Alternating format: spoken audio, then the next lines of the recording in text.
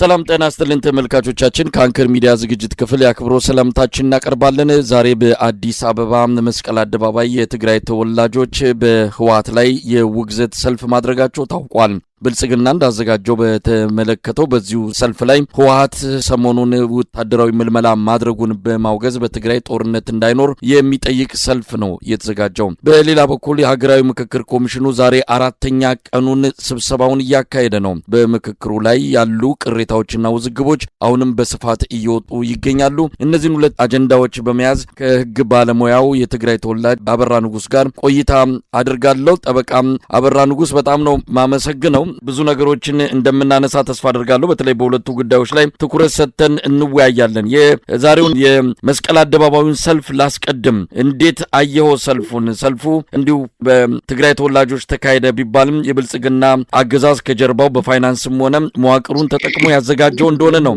የሚነገረው። እዛው አዲስ አበባ ነው ያለኸው። ከዝግጅቱ ጀምሮ ዛሬ ሰልፉ በተመለከተ ምን ማለት ይቻላል? መልካም መሳይ፣ እንግዲህ በተለያዩ ጉዳዮች ሀገራዊ ጉዳዮች ላይ አስተያየት እንድሰጥ እድል አመሰግናለሁ። እንግዲህ ሰልፉን በተመለከተ በዋነኛነት የትግራይ ተወላጆች በተለይ ደግሞ ፖለቲካዊ ኃይሎች የትግራይ ፖለቲካዊ ኃይሎች ናቸው። እነዛ የትግራይ ተወላጆች ከምንለው ይልቅ ህወሓትን የሚቃወሙ በህወሓት ጋር አብረው ሰርተው በፖለቲካ ልዩነት ስልጣንም ይሁን ከክልሉ ርቀው የመጡ አሁን ከብልጽግና ጋር በመስራት በትግራይ ይሁን በኢትዮጵያ ፖለቲካ ውስጥ የራሳችን ሚና ይኖረናል ብለው የሚያምኑ የትግራይ ፖለቲካዊ ኃይሎች የተለያዩ ፖለቲካዊ ኃይሎች ያዘጋጁት ሰልፍ ነው። ይሄ ሰልፍ በይዘት ደረጃ ስታየው 2-3 አጀንዳዎችን ይዞ ያነገበ ነው። በዋነኛነት የትግራይ ክልል ውስጥ የወጣው አዋጅ ቁጥር 366/2018ን በመቃወም የሚቃወም ነው። ሁለተኛው የአፈሳ አጀንዳን የሚቃወሙ ናቸው። ሶስተኛው ደግሞ የፌዴራል መንግስት በትግራይ ክልል ገብቶ ዳር ድንበሩን ይጠብቅ፣ የትግራይ ህዝብን ከሌሎች እንደማናቸውም ኃይሎች መብቱና ህገ መንግስታዊ መብቶችን ያስጠብቅ የሚሉ ናቸው። በይዘት ደረጃ ስታዩ፣ በተልእኮ ደረጃ ስታዩ ግን ግልጽ ነው። በኢትዮጵያ ይሁን በትግራይ በተለይም ያለው ፖለቲካዊና የጸጥታ ደህንነት ችግር ይታወቃል። ጥሩ እንዳልሆነ ክልሉ ከጊዜ ወደ ጊዜ በከፋ የጸጥታና የደህንነት ፖለቲካ ውስጥ እንዳለ በረጅም ጊዜ ሂደት ውስጥም ይሄ ምስቅልቅል ውሎ እያደረ እየባሰበት እንደመጣ ከዚህ በፊትም ስንወያይ ነበር። እዚህ ውስጥ ላይ የትግራይ ሁኔታ እንዲሁም የኢትዮጵያ ሁኔታ ወደዚህ ደረጃ የትግራይም የኢትዮጵያ ፖለቲካ የጸጥታና ደህንነት ፖለቲካ እንዲሆን የጦርነት ፖለቲካ እንዲሆን ችግር በመፍጠርም ይሁን መዋቅራዊ መፍትሄ በማምጣት ረገድ ከፍተኛ ድርሻ ያለው የፌዴራል መንግስትን ታሳቢ ያላደረገ ጫና ላይ እንዲገባ ያላደረገ ግዴታው እንዲወጣ ጫና ላይ ያላደረገ ሰላማዊ ሰልፍ ነው። በሌላ አማርኛ ብልጽግና ወይም ገዢ ፓርቲ ህወሓትን እያወገዘ ህወሓትን በፖለቲካ እየፈረጀ ያለውን በጠላትነትን እየፈረጀ ያለውን ሁኔታ ጁኒየር ፓርትነር ሆነው ነው እየሰሩ ያሉት እንጂ ዘላቂ መፍትሄ ሀሳቡ ሁሉንም አቀፍ በችግር መፍታት ላይ ድርሻ ያላቸውን አካላቶችን ያወገዘና የሚያሳስብ ሰልፍ አይደለም። ባጭሩ ብልጽግና ሎያል ኦፖዚሽን ለብልጽግና ታማኝ ተቃዋሚዎች የሆኑ የትግራይ ፖለቲካዊ ኃይሎች ያሰባሰቡት ሰልፍ ነው። በዓላማ ደረጃም ፒኤልዲኤፍ ዛሬም ይሁን ትናንት ወይ ደግሞ ነገ ወዲያ በትግራይ ክልል ይሁን በኢትዮጵያ ፖለቲካ ስለሚኖረው ድርሻ ዝቅተኛ እንዲሆን ወይ ደግሞ ከናካተው እንዲገለል ፌዴራል መንግስት ፍላጎት አለ። ያን ፍላጎት በሌላ አማርኛ በሌላ ኃይል የሚያስነግርበት መድረክ ነው። እነዚህ ሰዎች ትናንት በዛ ወገን ሆነው 2013 ጀምሮ 2011-12 ጀምረው ፌዴራል መንግስት ሲያወግዙ በጠላትነት ሲፈርጁ አልፎ ተርፎም ጠመንጃ አንስተው ሲዋጉት የነበሩ ኃይሎች ከፊሎቹ ናቸው እዚህ መጥተው ያለው። አሁን ደግሞ በተመሳሳይ ሚና በተለያየ ቦታ ማለትም ትናንት በትግራይ ነበሩ፣ አሁን ደግሞ ከፌዴራል መንግስት ጋር ሆነው የጦርነት ነጋሪት፣ የጦርነት ፕሮፓጋንዳ፣ የጦርነት ኃይልን የማሰባሰብ ድምፅን የማሰባሰብ ለፌዴራል መንግስት ዲፕሎማሲያዊ አድቫንቴጅ እንዲያገኝ የሚሰሩ ኃይሎች ናቸውና ይሄን ይመስላል። ስለዚህ ሰልፉ ከሞላ ጎደል በይዘት ደረጃ በዝርዝር አጀንዳዎች በተናጠል አጀንዳዎች ስታየው እውነትም የትግራይ ችግር የሚገልጸው ቢመስልም በመፍትሄነት ግን በዋነኛነት ግን ህወሓትን ላይ ጫና መፍጠር ፌዴራል መንግስት ኢትዮጵያ ውስጥ ካለው የችግር ባለቤትነት ትግራይ ላይ እየፈጠረ ያለው ችግር ግን ሁሉ በሙሉ ነፃ የሚያደርግ እነሱን ደግሞ ፌዴራል መንግስት ደግሞ ይሄን ጉልበት አድርጎ ምናልባችም ነገ ወዲያ ለሚለኮሰው ጦርነት ከፍተኛ የህዝብ የዲፕሎማሲ የበላይነት የፖለቲካ የበላይነት ይዞ ትግራይ ውስጥ በህወሓት ላይ ድል እንዲቀላጅ የሚያደርጉ የፕሮፓጋንዳ ማሽኖች የጦርነት አበጋዞች አድርጌ ነው የተረዳሁት ግንዛቤ። ጠበቃ አበራ ንጉስ እንግዲህ ቅድመ 2013ም ይመስላል አሁን በሰልፉንም ሌሎች ብልጽግና መገናኛ ብዙሃን የሚያስተላልፏቸውን ተከታታይ የሆኑ የፕሮፓጋንዳ ስራዎችን ስንመለከት በአጠቃላይ በትግራይ ያኔ የተካሄደው ጦርነት ዋዜማው ላይ ያለውን ነገሮች ነው የሚያስታውሱት። እንግዲህ በኢትዮጵያ ሰልፍ ማድረግ አይቻልም፣ ብልጽግና የፈቀደው ሰልፍ ብቻ ነው የሚከናወነው። ሌሎች ኢትዮጵያውያን ድምጻቸው የሚያሰሙበት ቅሬታቸውን፣ ሌሎች ስሜቶቻቸውን የሚገልጹበት እድል አይሰጣቸውም። እንደዚህ ብልጽግና የሚፈልገው ከሆነ ግን ከማስተባበር ባለፈ መዋቅሩን ሁሉ ለዚህ ሙሉ በሙሉ በመዋል የአዲስ አበባ ከተማ አስተዳደር ብልጽግና ጽህፈት ቤት በባለቤትነት የመራው እንደሆነም ነው የሚነገረው። ስለዚህ ቅድመ 2013ን ያስታውሰን ይሆን እንዲህ አይነቱ እንቅስቃሴ ሌሎችንም ጨምሮ? ግልጽ ነው፣ እውነት ነው፣ ምንም ጥያቄ የለም። በጣም የሚያመሳስላቸው ሁኔታ ነው ያለው። ቅድመ 2013 በትግራይም ይሁን ፌደራል መንግስት ላይ የነበሩ የጦርነት ፕሮፓጋንዳዎች፣ የጦርነት ዝግጅቶች፣ ህዝባዊ ድጋፎችን በማሰባሰብ ሰልፎችን በመጥራት አንዱ ለአንዱ በጠላትነት በመፈረጅና በማውገዝ የነበሩ አጠቃላይ ሁኔታዎችን በግልጽ ያሳያሉ። በግልጽ ነው ያሳያሉ። ምንም ጥያቄ ነው። በትግራይ በኩልም አሁን እየወጡ ያሉት መረጃዎች እሱን ያሳያሉ።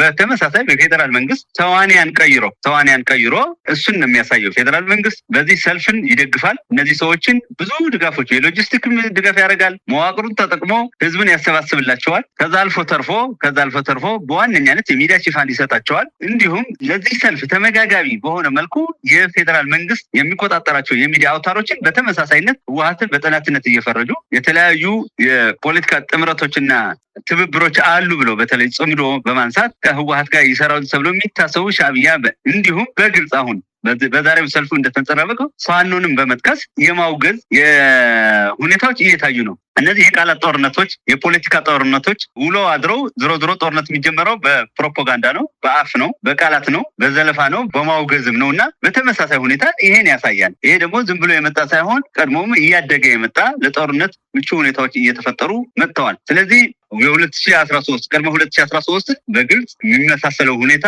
ራሱ ላይ አሁን ላይ አለ ብዬ አምናለሁ። እንግዲህ ጠበቃ አበራ ሰሞኑን በመጠን ሰፊ በሆነ መልኩ የፕሮፓጋንዳው እንቅስቃሴም አንድ ነገር ሊመጣ እንደሚችል አመላካች ነው። በተለይም ህወሓትን ማውገዝ፣ ይሄ ጽምዶ የተባለውን ማውገዝ ሰሞኑን በፋና ቴሌቪዥንም በኢትዮጵያ ዜና አገልግሎትም እንደዚሁ እነ ወይዘሮ ኬሪያ ኢብራሂም ቀርበው ለሻዕቢያ ከምንላላክ ለብልጽግና ብንላላክ ይሻላል ብለው እንደው የአሽከርነት ምርጫ ውስጥ የገቡ እነ ገብሩ አስራትም እንደዚሁ ብልጽግናን ለማዳን በሚመስል መልኩ ህወሓትን ለማውገዝ የሄዱበት ርቀት፣ እነዚህን ነገሮችን ስናይ የዛሬውን ሰልፍ ጨምሮ የነጌታቸው ረዳ የነጻድቃን ገብረትን አካሄድ በአጠቃላይ በትግራይ ጦርነት ውስጥ መሪ ተዋናይ የነበረ ያ ሁሉ እልቂት ሲከሰት በዋናነት አጋፋሪ የነበረውን ስርዓት ደግፈው ከጀርባው ነው ከጎንም ከግራም ከቀኝ ነው የመጡበት ሁኔታ ምንድን ነው የሚያሳየው? የትግራይ ልሂቃን አጠቃላይ አዲስ አበባም ያሉትንም ጨምሮ በዚህ አንጻር አሰላለፋቸውን ከብልጽግና ጋር ማድረጋቸው እንደው እንዴት ይታያል? ምክንያቱም ገና ጠባሳው አልሻረም። የዚህ ዋና ተዋናይ ብልጽግና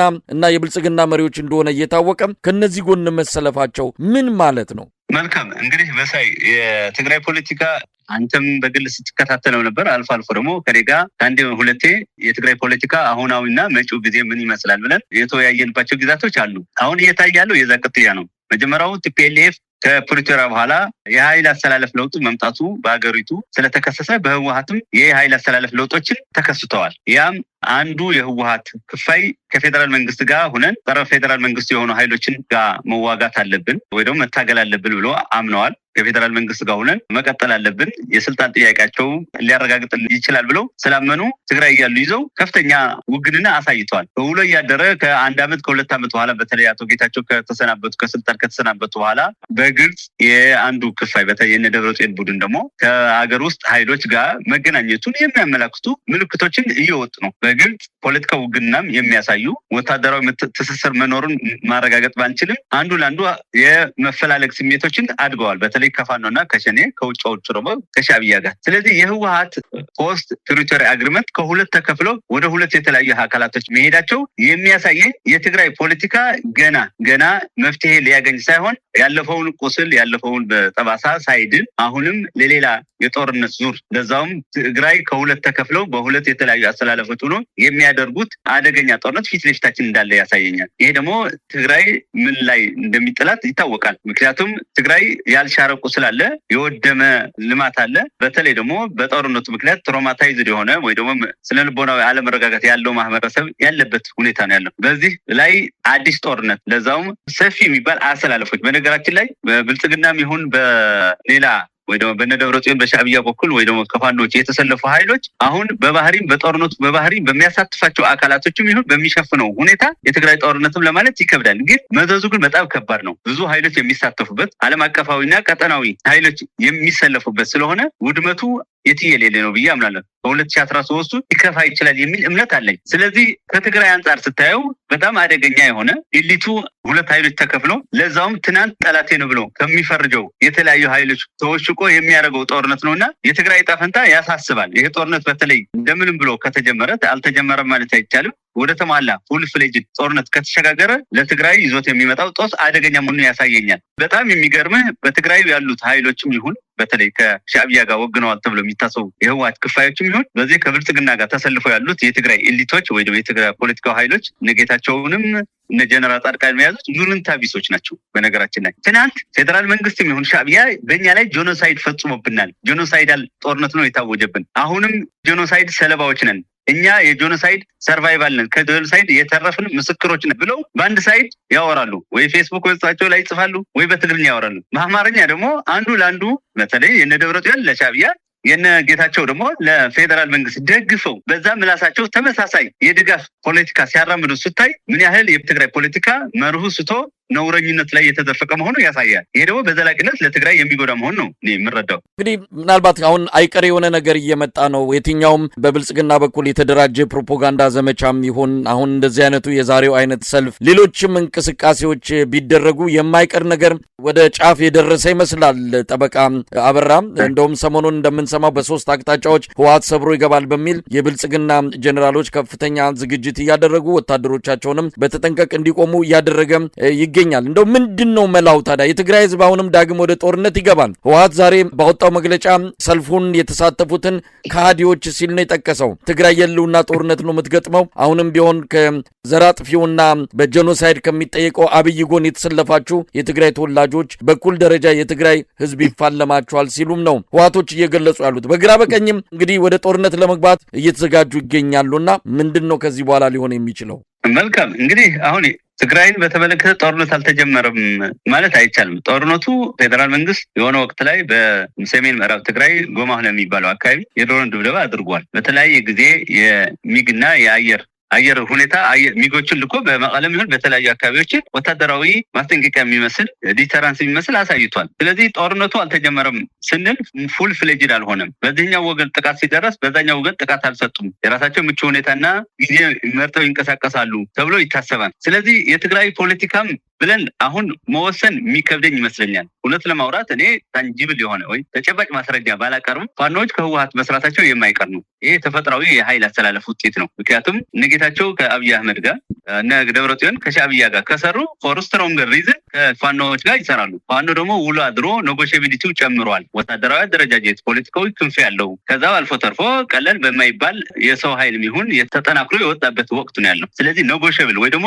ማንንም የሚመኘው ከሱ ጋር ሊሰለፍ ከሱ ጋር ሊደራደር ወደሚችል ኃይል ተቀይሯል። ስለዚህ ሀገራቸው ውስጥ ያለው ኃይል ዝም ብሎ በዘፈቀደ ያልፉታል ብዬ ይሄ አማራጭን ያልፉታል ብዬ አላምንም። በተለይ ለደብረጽዮን ይሄ ወርቃማ ዕድል ነው ብዬ ነው የማምነው። ምክንያቱም የሀገር ውስጥ ኃይል ነው። ከዛ ባተረፈ ደግሞ በጂኦግራፊው ቅርበት ያላቸው ወታደራዊ ይሁን ፖለቲካዊ ድጋፍ ለማድረግ ቅርብ የሆኑ ኃይሎች እንደመሆናቸው መጠን ስለዚህ ጦርነቱ ምንም እንኳን በዘልማት የትግራይ ጦርነት እየተባለ የሚሰጠው እንጂ እኔ የሙሉ ኢትዮጵያ ጦርነት ነው ብዬ ነው የማምነው። ምክንያቱም ፋኖች ይሳተፉበታል፣ ሸኔዎች ይሳተፉበታል ብዬ አምናለሁ። በፋኖም ይሁን በሸኔም ይሁን በህወሓት አትሊስት ስትራቴጂክ አሊያንስ ለጊዜው ያልተፈጠረ ሊሆን ይችላል፣ ወይ ደግሞ መረጃ ላይ ደርሰን ይችላል። ሌላ ቢቀር ግን የጋራ ጠላታችን ብለው ግን ስልታዊ መደጋገፋቸው ግን የማይቀር ጉዳይ ነው። ይሄ ማንም ጀማሪ ወይ የፖለቲካ የሚያውቀው ሰው ሊገምተው የሚችል መላምት ነው ብዬ አምናለሁ። ስለዚህ እንደዛ ከሆነ ጦርነቱ ኦሮሚያ፣ አማራ፣ ትግራይ ነው ማለት ነው። ያ ምን ማለት ነው? የትግራይ ጦርነት በዘልማድ ነው እንጂ የኢትዮጵያ ጦርነት ነው። ስለዚህ ይሄ ጦርነት ደግሞ ሙሉ በሙሉ አገሪቱ ወደ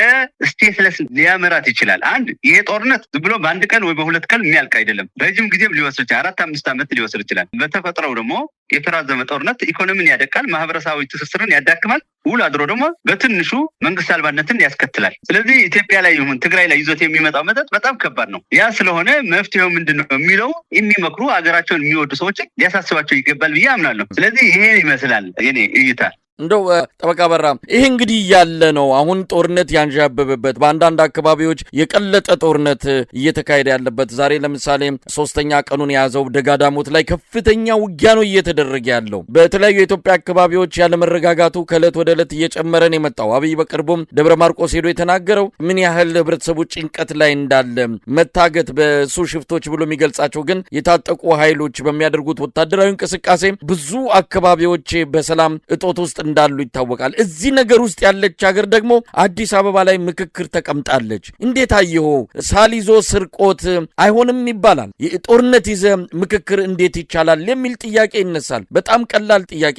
ስለ ምክክር ስታስብ ጦርነትን ወደ ኋላ አድርገም ጥይት የማይጮህበት ሀገር ፈጥረ የሰላም ሁኔታ በቀደመበት መልኩ መካሄድ የሚገባው ምክክር ጦርነት ባለበት ሀገር ውስጥ ሰላም መደፍረስ ባለበት ሀገር ውስጥ ግን ይቻላል ብሎ አብይ አህመድ አስጀምሮታል። እንዴት እየተከታተልከው ነው? መልካም እንግዲህ የምክክር ኮሚሽኑ ዛሬ የመጨረሻው ተብሎ 4000 ሰዎች ተገኙበት በተባለ የምክክር መድረክ ተከፍቷል። አጀንዳዎቹም በቁጥርም ታውቀዋል፣ በይዘትም በዝርዝርም ታውቀዋል። እንደ መንግስት አባባል ማለት ነው። አሁን ይሄ እንደዚህ አይነት ምክክር ሀገራዊ ምክክር ነው ወይስ ምናልባት ጠቅላይ ሚኒስትሩ ያሉበት የአራዳ ክፍለ ከተማ ምክክርም ልትለው አትችልም። ምክንያቱም ለአራዳ ክፍለ ከተማ የሚወክል አይደለም ይሄ ህዝብ። ምክንያቱም በተለያዩ የምክክር መድረኮች ቁጥርን ብቻ ሳይሆን ወካይነትን፣ የሀሳብ ወካይነትን ተጽዕኖ ፈጣሪ ፖለቲካዊ ኃይሎች የሚያነግቡት እና ለወከሉት ማህበረሰብ ሲወክሉ ነው ምክክር ኮሚሽኑ ከሞላ ጎደል የተሳካ ሊባል የሚችለው። አሁን በተጨባጭ እንግዲህ እንደምታየው ኢትዮጵያ በዘርፈ ብዙ በብዙ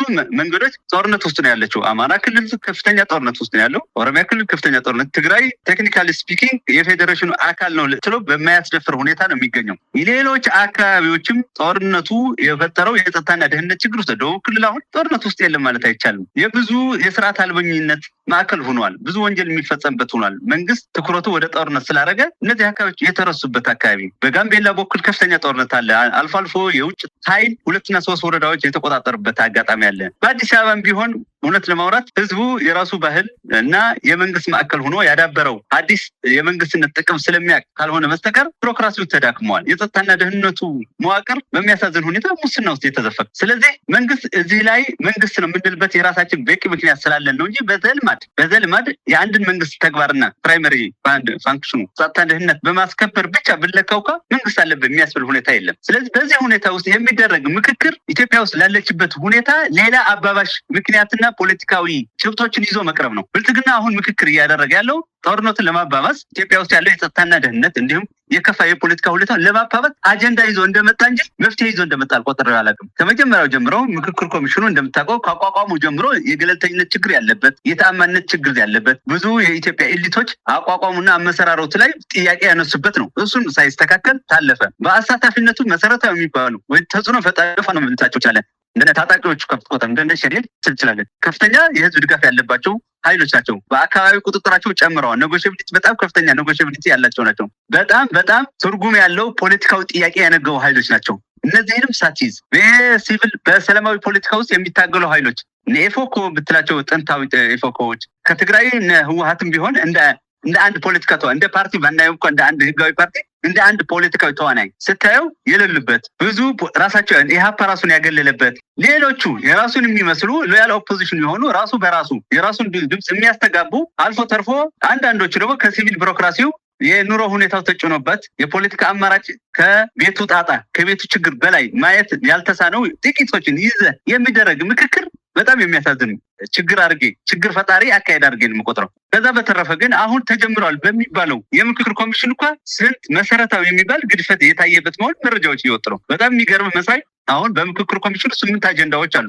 የምክክሩ ኮሚሽን ለይቻቸዋለሁ ያላቸው 8 አጀንዳዎች ሁሉም ተወያይ ሊወያይባቸው ነው የሚገባው በምልአትን። አሁን የተደረገው ግን አንዱ ቡድን አንዱ አጀንዳ ይሰጠዋል፣ ሌላ ቡድን ሌላ አጀንዳ ይሰጠዋል። በሌላ አማርኛ ምን ማለት ነው? አንዱ ቡድን ከ7ቱ አጀንዳ አንዱን ነው የሚያውቀው እንጂ ሌሎች አጀንዳዎችን አያውቃቸውም። ከዛ በተረፈ ግን ኤክስፐርት የሆነ ኦፒኒየን የሚፈልጉ ጥልቅ የሆኑ ሙያዊ ጥልቅ የሆኑ ፖለቲካዊ የሆኑ አጀንዳዎች ለማይመለከታቸው ሰዎች የደረሳቸዋል። ለምሳሌ የድሬዳዋና የአዲስ አበባ ጉዳይ ለቄሶች ለሃይማኖት አባቶችና ደርሷቸዋል። እነሱ ይሄ ጥልቅ የሆነ ሌላ ተሞክሮ ያላቸው በፌደራል ስርዓቱ በፌዴሬሽኑ እንከኑ የሚያውቁ የሌሎች ሀገር ተሞክሮ የሚያውቁ ምሁራኖች እና የህብረተሰብ ክፍሎች በተለይ ቀረብ ያሉ ሙያዊ አስተያየት የሚሰጡበት አጀንዳ ለሃይማኖት አባቶች መስጠት ምን ማለት ነው? እና እነዚህ መሰል ግድፈቶች የሚያሳየው ምርጥ የምክክር ኮሚሽኑ የይስሙላ ምክክር ነው። የይስሙላ ብቻ አይደለም። በነገራችን ላይ የምክክር ኮሚሽኑ ጠቅላይ ሚኒስትሩ በግል ብልጽግና እንደ ፓርቲ በመጪው ጊዜ ያላቸው ፖለቲካ ፍላጎት ማጸደቂያ ህዝባዊ ማስመሰያ ህጋዊነት ማላበሻ መድረክ እና ድራማ እንጂ እንዲሁ የኢትዮጵያ ችግር ይፈታል ተብሎ ታስቦ አይደለም። በዚህ ሁኔታ የሚደረግ ምክክር ችግርን ሲያባብስ እንጂ ችግርን ሲያቃልል አላየነውም። ሊያቃልልም አይችልም። ይሄ ግልጽ ነው። ከዚህ በፊትም በምርጫ ጉዳይም ብዙ ጊዜ አስተያየት ሰጥቷል። ይሄ የኢትዮጵያ ችግር በእውነተኛና ተአማኒነት ባለው ፖለቲካዊ ውይይት ነው የሚፈታው። ምርጫ ችግር ከመፍታት ይልቅ ያባብሳል ብለን ብዙ አስተያየት ሰጥተን አሁን ምርጫው ከተካሄደ ማግስት እኮ ኢትዮጵያ ውስጥ ችግሮች ሲባባሱ እንጂ ሲቀሉ አላየንም። የመንግስት በተመሳሳይ ሁኔታ ይሄ ምክክር ኮሚሽን አሁን ይዞት የሚመጣው አሉታዊ ጉዳይ እንጂ አዎንታዊ ጉዳይ የለውም ብዬ ነው የማምነው። ድራማ ነው። ለአንድ ሰው ወይ ደግሞ ለአንድ ፓርቲ በአንድ ጉዳይ ለዛም ፕሪዲተርማይን ነው። አጀንዳዎቹ ታውቀዋል። የመንግስትን የጠቅላይ ሚኒስትሩ የስልጣን ገደብ ለመገደብ ነው የሚል በግልጽ እኮ ተነግሯል። ስለዚህ አንዴ ቀድሞ በተወሰነ ጉዳይ ውይይት ለማድረግ የተደረገ ነው። የሌሎቹ አጀንዳዎች መሰባሰብ ለዛ ዋናው የጠቅላይ ሚኒስትሩ ወይ ደግሞ የብልጽግና ፓርቲ ፍላጎት አጃቢ አጀንዳዎች ናቸው። ለዛም ነው ትኩረት ሳይተባቸው ሳይጠኑ ሆን ተብለው የማይመለከተው አካል ወይ ደግሞ የተሻለ አስተዋጽኦ ሊያደርግ የሚችል አካል የማይመለከተው አጀንዳ እስከ መስጠት የደረሰውና ይመስላል አስተያየቴ። እንደው ጠበቃ አበራም ይሄ ምክክር ኮሚሽኑ 4 ዓመት ተቋቁሞ ዛሬ ላይ ከደረሰ እንግዲህ አፈጣጠሩም ስህተት ነበረ። አፈጣጠሩ በራሱ እጅና እግር የሌለው አብይ አህመድ ራሱ በፌስቡክ እና በማህበራዊ ሚዲያ ምረጡ ብሏቸው መጨረሻ ላይ ግን የሚፈልጋቸውን 11 ኮሚሽነሮች መርጦ የሰየመ በሂደቱም አካታችነቱ ከጊዜ ወደ ጊዜ እየጠበበ መጥቶ ሁሉም የፖለቲካ ፓርቲዎች ማለት በሚቻል መልኩ የተገለሉበትና ታማኞች ብቻ እየቀሩበት እንግዲህ አፈጣጠሩ በዛ ነው። ሂደቱም የተበላሸ ነው። አፈጻጸሙም እንግዲህ የመጨረሻ ጉባኤ የተባለውም እንደዚሁ እንደምናየው ነው። 8 አጀንዳ መጣ።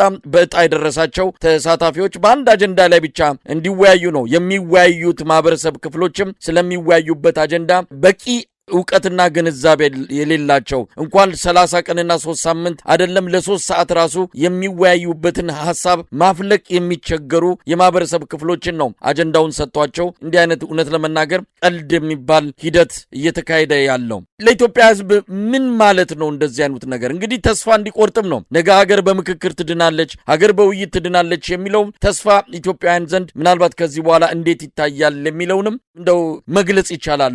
ተስፋ አስቆራጭ ሂደት እንደሆነ ሲነገር ነበርም። አሁን ደግሞ ከምን ጊዜውም በላይ እየታየ ያለው አብይ አህመድ በእንደዚህ አይነት መልኩ ስልጣኑን አደላድሎ ለመቀጠል እንጂ ሐቀኛና ቀጥተኛ የሆነ ምክክር ለማድረግ ፍላጎት እንደሌለው ዳግም ያረጋገጠበት ሂደት ነው ይባላል። እንደው እዚህ ላይ ምን ማለት ይቻላል? የኢትዮጵያ ሕዝብ ተስፋ የሚያደርግበት ካልሆነ ነገ የሚሆነው ነገር እጅግ ሊያስፈራ ይችላል።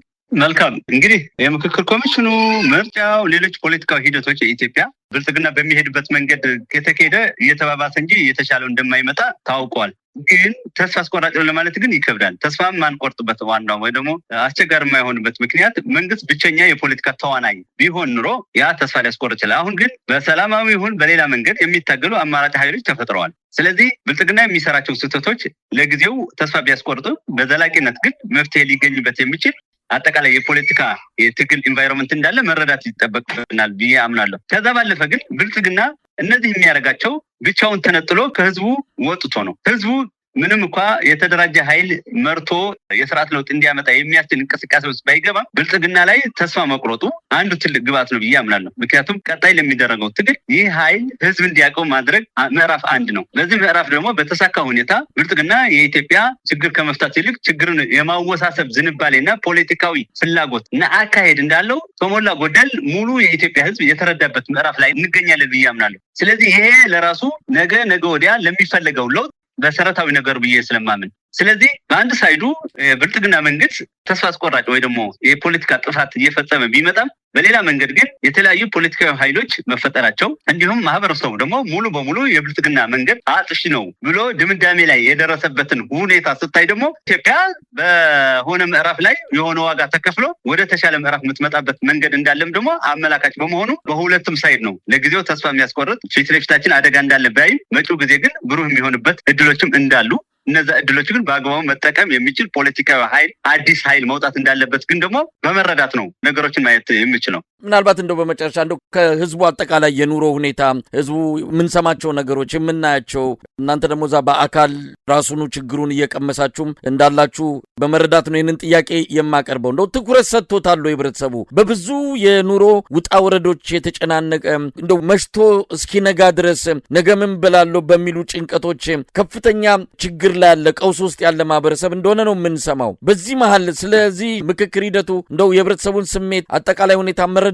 ይቻል ይሆን? ጠበቃ በራ ከህብረተሰቡ ጋር አብረህ ስለምትኖርም ምንም ግልጽ ነው። የኢትዮጵያ ህዝብ ምክክሩን ብቻ ሳይሆን ምርጫውንም ለራሱ ግብረ መልስ ሰጥቷል። ይሄ ግልጽ ነው። መንግስትም አምኗል። በአዲስ አበባ ያ በተነጻጻሪ ሰላሙና ደህንነቱ የተረጋገጠ ነው ወይ የተሻለ የጸጥታና ደህንነት አለበት በሚባለው በአዲስ አበባ እኮ ህዝብ አልመረጠም። ምንም ግልጽ ነው። የመንግስት ጋጋታ፣ የመንግስት ፕሮፓጋንዳ ኢቭን ይሄን ሊቀለብስ አልቻለም። በተመሳሳይ ሁኔታ መንግስትን በምክክር ኮሚሽኑ ችግርን ከመፍታት ይልቅ ችግርን የማባባስ መሰረታዊ የሚባሉ የህዝቡ የፖለቲካ ጥያቄዎችን የመመለስ ፍላጎትና አቅም እንደሌለው ሙሉ በሙሉ መረዳዳት ላይ ወይ ደግሞ ቫስት ማጆሪቲ ወይ ሰፊ የሚባል የህብረተሰብ ክፍል መረዳት ላይ የደረሰ መሆኑ ቀን ተቀን በምናደርገው እንቅስቃሴ መረዳት ይቻላል። እሱ ብቻ አይደለም። ሰዎች በተለያዩ የትግል ሁኔታዎች ጸረ ብልጽግና በሚደረጉ የትግል ሁኔታዎች እንዲሁ እየደገፉ ያሉት ጀብድ ስለሆነባቸው ወይ ፋሽል ስለሆነባቸው ሳይሆን በጊዜ ሂደት ውስጥ ብልጽግና ችግርን እየፈጠረባቸው የተመሰቃቀለ ኑሮ እንዲኖራቸው ጸጥታ ደህንነታቸው ማረጋገጥ እንዳልቻለ እሱ ብቻ ሳይሆን ህብረተሰቡ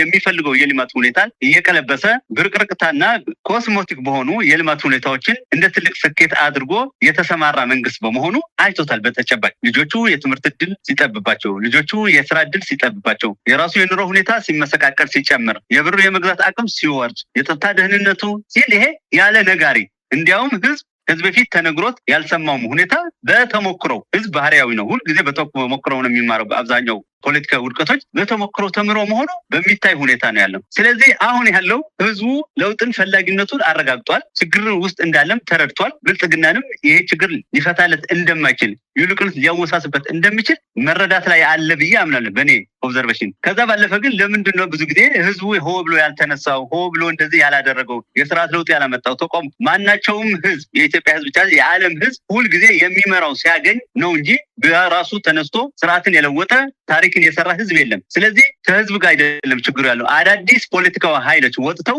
የህዝቡን ፍላጎት የህዝቡን አጠቃላይ ሁኔታ መዝምዘው የተሻለ ምዕራፍ ላይ እንዲያደርሱት ያደረጉት እንቅስቃሴ ግን እስካሁኑ እዚህ ግባ የሚባል አይደለም። ለዛ ነው እንጂ ህዝቡ ግን በሙሉ ሁኔታ በብልጽግና ላይ ተስፋ ቆርጠዋል ብዬ አምናለሁ እኔ። በጣም ነው ማመሰግን። እንግዲህ ጠበቃ በራ ንጉስ በምክክሩ ጉዳይ እንደዚሁም በትግራይ ወቅታዊ ሁኔታና ዛሬ አዲስ አበባ ላይ በተካሄደው ሰልፍ ዙሪያ ሀሳብን ስላካፈልከን በአንከር ሚዲያ ታዳሚዎች ስም ከልብ ነው ማመሰግነው። እኔም አመሰግናለሁ መሳይ።